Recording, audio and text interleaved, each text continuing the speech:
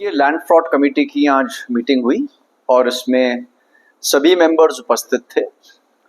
इसमें पिछले जो 7-8 महीने में शिकायतें अलग अलग स्तरों पे प्राप्त हुई, जिससे लगा कि ये लैंड फ्रॉड के मामले हो सकते हैं।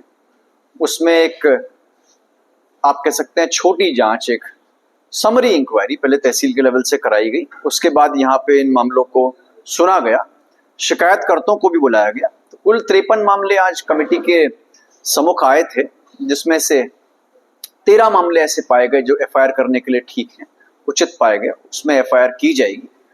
उसके अलावा कुछ मामले ऐसे थे जिसमें थोड़ा और हमें जांच की आवश्यकता है या और कुछ साक्ष्यों की आवश्यकता है। विशेषकर आज उन मामलों में एफआईआर हुई है जहां पे धोखाधड़ी तो हुई ही है, लेकिन जिन मामलों में ऐसे लोग जमीनों का व्यापार कर रहे हैं जो कागजों में कहीं भी नहीं है, उनका कोई एग्रीमेंट नहीं है, लेकिन सारे ट्रांजैक्शंस वही करा रहे हैं जो वैसे भी इलीगल है।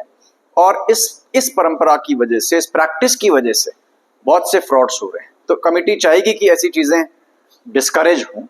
साथ ही साथ मैं मीडिया के माध्यम से अवगत भी कराना चाहूंगा कि जो हमारे क्रेतागण हैं, जो भी जमीन खरीदते हैं, एक बार जरूर उस भूमि की ड्यू डिलिजेंस करवा लें, एक बार उसकी पुख्ता जांच करवा लें, संबंधित लेखपाल से पूछवा लें या तहसील से पूछवा लें, सब रजिस्ट्रार ऑफिस में जाके उसके 10 साल के एग्रीमेंट्स हैं वो चेक करवा लें।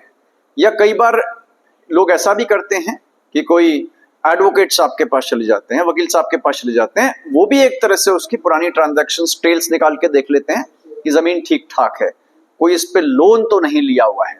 ये देखना भी बहुत आवश्यक है कि जो व्यक्ति आपको ये जमीन बेच रहा है, उसके नाम जो खतौनी में जमीन है, ऐसा तो नहीं कि वो जमीन बची है केवल रस्ते की हो, बेचने वाली जमीन हो ही ना। तो मैं चाहूंगा कि इस पे भी जो हमारे क्रेतागण हैं वो ध्यान दें, लैंड फ्रॉड का शिकार ना हो।